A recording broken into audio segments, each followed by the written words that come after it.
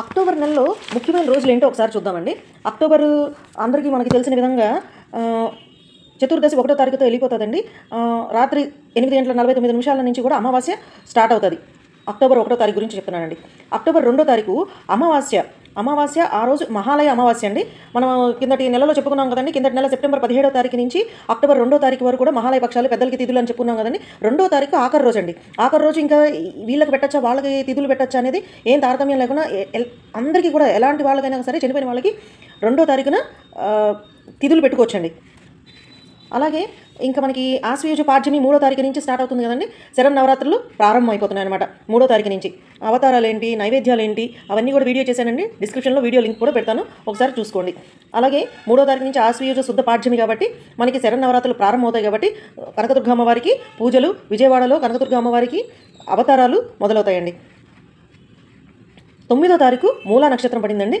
ఆ రోజు సరస్వతీదేవి అవతారం వేస్తారు అమ్మవారికి. ఓకే, దానివల్ల సరస్వతీదేవి పూజ కూడా ఆ రోజు మనం ఇంట్లో కూడా చాలా చక్కగా చేసుకోవచ్చండి. చదువుకునే పిల్లలు ఎవరున్నా సరే ఆ రోజు కంపల్సరీగా అమ్మవారికి కుంకుమ పూజ చేయించుకోండి. సరస్వతీదేవి యొక్క స్తోత్రాలు అవి చదవండి. సరస్వతి అష్టోత్తరం చెప్పించండి. పిల్లల చేత కూడా చదువు బాగా వస్తుందండి. వీలైతే కనుక అమ్మవారి గుడికి వెళ్ళి దర్శనం చేయించుకోండి. మీరు చేయండి, పిల్లలు కూడా చేయించండి. అమ్మవారి దర్శనం వల్ల అంత మంచి జరుగుతుంది. 10వ తారీఖు బతుకమ్మ పండుగ అండి. ఆ బతుకమ్మ పండుగ గురించి కూడా ఎన్ని రకాల బతుకమ్మలు ఉన్నాయి, ఏ రోజు ఏ నైవేద్యాలు పెట్టాలనేది కూడా వీడియో నేను అప్లోడ్ చేస్తానండి, ఒకసారి చూడండి. అలాగే అండి 11వ తారీఖు దుర్గాష్టమి అయిందండి. ప్లస్ మహానవమి కూడా అదే రోజు ఉన్నది. 2 తిథులు వచ్చినాయండి. 12వ తారీఖు విజయదశమి అండి. మనకి దసరా పండుగ రోజు 12వ తారీఖు విజయదశమిని జరుపుకుంటాం. అలాగే అండి 14వ తారీఖు వైష్ణవ మాధవ ఏకాదశి అండి. ఏకాదశి పడింది కాబట్టి ఉపవాసాలు ఉండేవాళ్ళు ఉపవాసాలు ఉండండి. ఉపవాసం చెయ్యలేని వాళ్ళు వెంకటేశ్వర స్వామి స్తోత్రం చదువుకోవడం, విష్ణు సహస్రనామం స్తోత్రం చదువుకోవడం, గోవిందనామాలు చదువుకోవడం, మనశ్శాంతిగా పూజ చేసుకుని నైవేద్యం పెట్టేసుకుని మీ ఆరోగ్యరీత్యా ఉన్న దీని ప్రకారం మీరు తినొచ్చండి. ఉపవాసం ఉండేటట్టు అయితే కనుక సాయంత్రం వరకు ఉండి సాయంత్రం తినొచ్చు. అలా కాదు ఇంకా చక్కగా ఉండగలంటే కనుక ద్వాదశి గడియలు వచ్చే వరకు ఉండి మరుసటి రోజు ఉపవాసాన్ని విడవచ్చండి.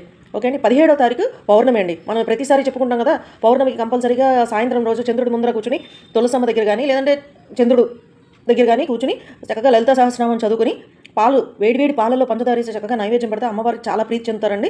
అందువల్ల కుదిరిన వాళ్ళు చేయండి. కుదిరిన వాళ్ళు ఆ రోజులో పౌర్ణమి కాబట్టి ఆ రోజులు ఎప్పుడు కుదిరితే అప్పుడు మీకు లలిత సహస్రనామం చక్కగా చదువుకోండి. అలాగే 19వ తారీఖు అండి.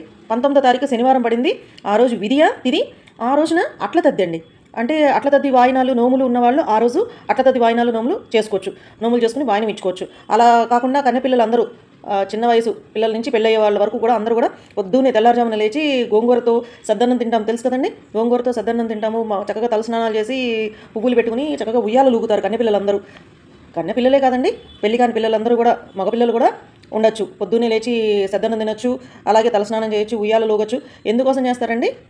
వయసు ఎక్కువ పెద్ద వాళ్ళతో పెళ్ళిళ్ళు అవ్వకుండా చిన్న డిఫరెన్స్ ఉన్న వాళ్ళతో పెళ్ళిళ్ళు అవ్వడం కోసం, చక్కటి భర్త రావడం కోసం, చక్కటి భార్య రావడం కోసం ఈ అట్ల తద్ది ఉండ్రాల తద్ది రోజున కన్నెపిల్లలు పెళ్లి కాని వాళ్ళు అలా చేస్తూ ఉంటారండి. గోరింటాకు పెట్టుకుంటారు ఆ రోజు చక్కగా. అందువల్ల అది 19వ తారీఖు వచ్చిందండి అట్ల తద్ది.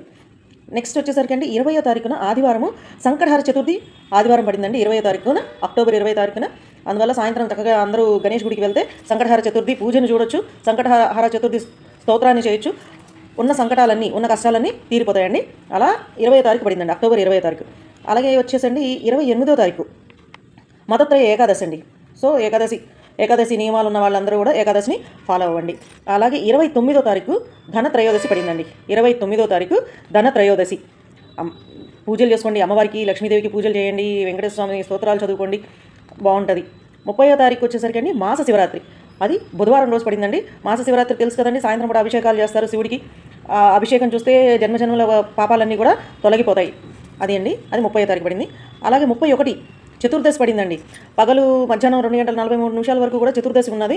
అంటే ఆ రోజు నరక చతుర్దశి కదండి.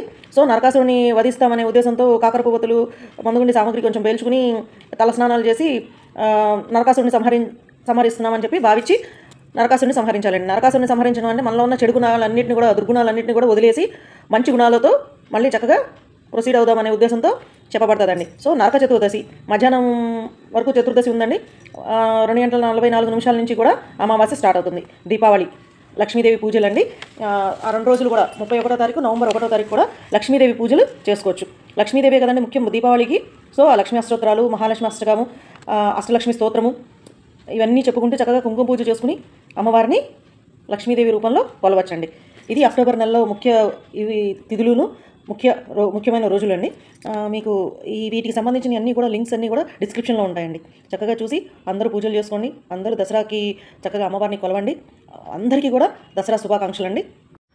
దీపావళి శుభాకాంక్షలు కూడా అండి.